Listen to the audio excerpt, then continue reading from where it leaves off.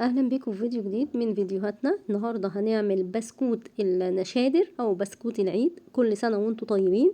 المقادير بتاعتنا مقادير مظبوطه على الشعره زي ما بيقولوا. هيديكي بسكوته مقرمشه وتحفه، طعمها خطير. هتسمعي صوت القرمشه بتاعتها في الفيديو. اسفه طبعا على اللي بيحصل.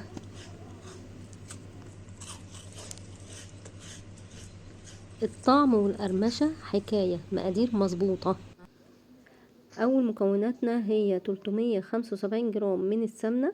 هحطها كده في العجان وهضربها مع بعضها شويه كده تفك كده وتبقى عامله زي الكريمه، تديني قوام كريمي.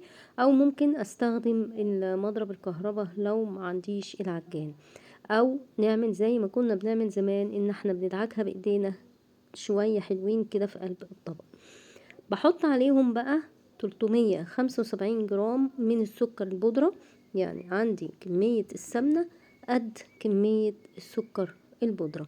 بحطهم مع بعض وبرضو اسيبهم في العجان مع بعضيهم لحد ما يديني قوام كريمي لونه ابيض.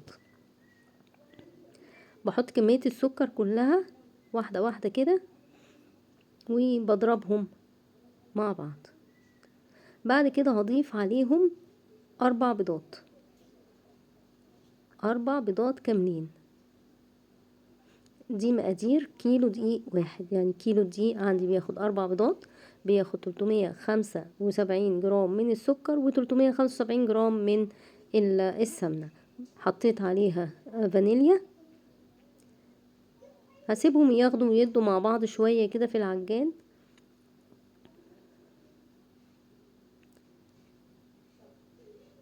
بعد كده هفصل العجان بتاعي واغير السلاح بتاع العجان واحط العجان بدل المضرب زي ما احنا ما شايفين في الفيديو. هبتدي بقى احط العجان واحط الدقيق. معايا كيلو دقيق متعدد استخدامات للكحك والبسكوت، مش اي دقيق، علشان بس في دقيق انواع دقيق في السوق بتشرب السمنة فبتنشف لك الحاجة بتاعتك، او بتطرد السمنة فبرضو تبوظ لك الحاجة. والحاجة بصراحة يا جماعة مش رخيصة اليومين دول، فلازم نجيب حاجة مظبوطة، حاجة كويسة للكحك والبسكوت.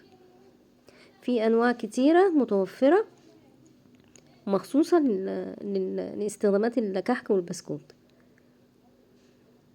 وانتي بتشتري يا تجيبيها وهي مكتوب عليها الدقيق اللي هو معلب مكتوب عليه للكعك، او لو بتجيبي من عند العطار تقولي له انا عايزة حاجة كويسة للكحك. معايا نص كوباية من الحليب، عليها معلقة صغيرة من النشادر، خلاص قلبتهم مع كده بعض العجينه بتاعتي وضفتهم على جاهزه الخليط زي ما قلنا قبل وابتدت كده. يدوبك النواعم يا دوبك بلم بتتلم، العجينة مش ما بنقعدش بعجنها. نعجن فيها كتير النواعم زي ما علشان ما احنا ما تعملش قلنا عرق في فيديو وتنشف في الكحك قلب وفي فيديو البيتي الفرن. فور ان احنا ما بنعجنش العجينة بلم عجيني جامد، كده يا على دوبك بعضه بنلم واسيبه يرتاح الدقيق شويه مع مع بال ما اركب الخلطة بتاعتنا. المكنه واسخن هلم الفرن. العجينة بتاعتي واسيبها ترتاح طبعا لحد ما البسكوت ايه بالمكنه. اظبط المكنة بتاعتي وابدأ اقطع البسكوت. انا قطعت البسكوت والفرن عندي سخن. سويت البسكوت بتاعي وده بعد ما استوى. البسكوتة مقرمشة طالعة تحفة. المقادير مظبوطة مظبوطة مظبوطة. ما تنسوش تتابعونا وتشتركوا في القناة وتفعلوا زر الجرس.